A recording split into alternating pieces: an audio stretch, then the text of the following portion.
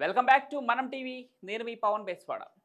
మే 21న oval కార్యాలయంలో ట్రంప్తో దక్షిణాఫ్రికా అధ్యక్షుడు సిరిల్ రామఫోసా సమావేశమయ్యారు. అనంతరం ఇద్దరూ కలిసి మీడియాతో మాట్లాడుతూ ఉండగా సడన్ గా ఉద్రిక్తత వాతావరణం నెలకొంది.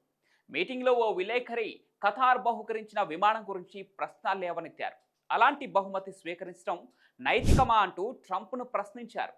దీంతో ట్రంప్కు విపరీతమైన కోపం వచ్చేసింది. వెంటనే ఆ రిపోర్టర్పై ఫైర్ అయ్యాడు కూడా. ఏం మాట్లాడుతున్నావు, ఇక్కడి నుంచి వెళ్ళిపో అంటూ ఆగ్రహం వ్యక్తం చేశారు ఆయన. దక్షిణాఫ్రికాలోని శ్వేతజాతి రైతుల సమస్యలు, హింస తదితర సమస్యల నుంచి దారి మళ్లించడానికే నువ్వు ఇలాంటి ప్రశ్నలు అడుగుతున్నావు, నువ్వు రిపోర్టర్గా పనికిరావని కేకలు వేశారు.